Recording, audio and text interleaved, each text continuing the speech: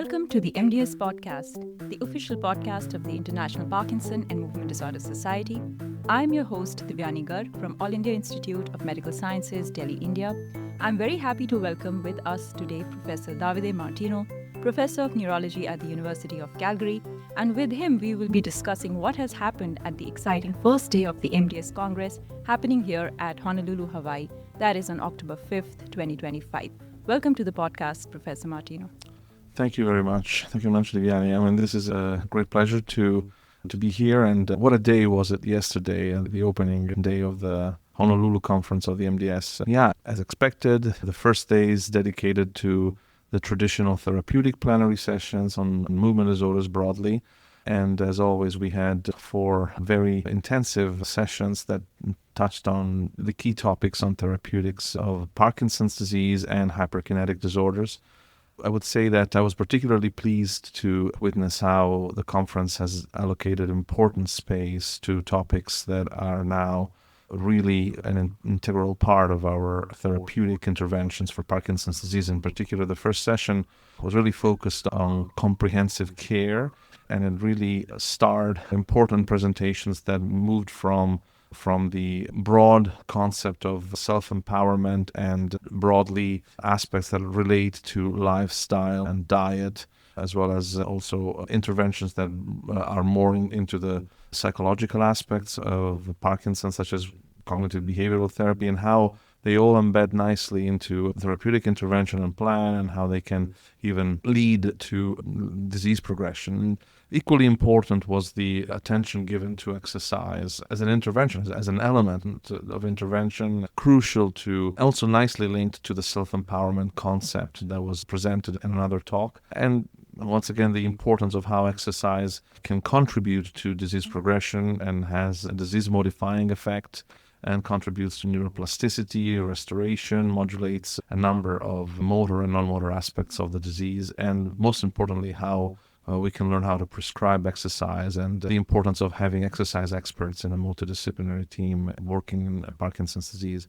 And of course, rehabilitation, which has immensely increased in the last period. We really, as neurologists, movement disorders neurologists, really need to know how to prescribe, when to prescribe. Patient selection is a crucial point, and also we need to be able to understand the intensity, the dosing, the timing of the rehabilitation interventions, because these are so crucial to appraise the response and explain it to the patients. And so again, in the spirit of complete multidisciplinarity, as Parkinson's disease treatment has inevitably become, we also had more traditional pharmacological and device-aided and neuromodulation sessions focused on Parkinson's disease, again, dividing it very nicely from recent advances in initial management, as well as state-of-the-art of how we appraise the complexity of key non-motor features in Parkinson's disease, and definitely the importance of motor and non-motor fluctuations, which are a major component that we have to tackle every single day with our patients.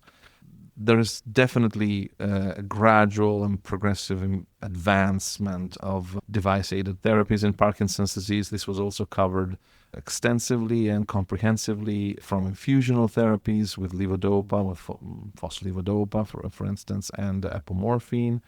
And of course, the really stunning advancement that deep brain stimulation surgery is offering more and more, and the gradual integration of the new generation ablative procedures, such as focused ultrasound, into the arsenal of broad therapeutics in Parkinson's disease. And finally, the last session was focused on the management of hyperkinetic disorders. So obviously not all hyperkinetic disorders were part of this session, but it was tremor, myoclonus, and actually Huntington's disease as a condition. So there was much attention to both motor and non-motor features of this condition. Definitely all the other hyperkinetic disorders will be extensively covered in the next few days by parallel sessions or workshops. And again, it was a beautiful opportunity to really touch base on the state-of-the-art of management of these very important hyperkinetic conditions. And they were all pleasant lectures that we heard.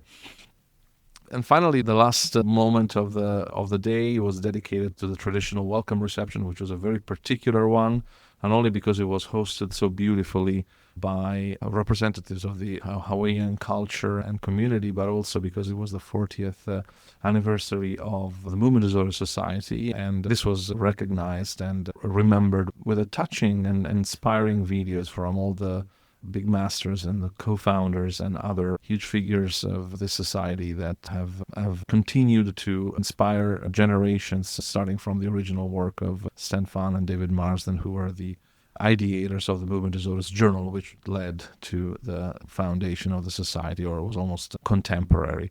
And obviously the opportunity to mingle and have fun with and see so many colleagues and reconnect with them in the welcome reception. It was really a great pleasure, and beautified by the fantastic weather here and the sunset light on the terrace. Definitely that really helps making this an unmissable event in our year, in our professional year. And in particular, this year has been particularly pleasant, I have to say, for all the above-mentioned reasons. Thank you so much, Dr. Martino, for an excellent summary of day one and all the wonderful insights that you've offered on day one of the therapeutic plenary sessions. And of course, the welcome ceremony was very special. It's always very inspiring and humbling, but it was particularly special last night. So thank you so much for joining me here today. Thank you for having me. The views and opinions expressed by the participants in this podcast do not necessarily reflect those of the International Parkinson and Movement Disorder Society or their affiliated journals, Movement Disorders and Movement Disorders Clinical Practice. Any disclosures of the participants can be found within the episode description located on the MDS website.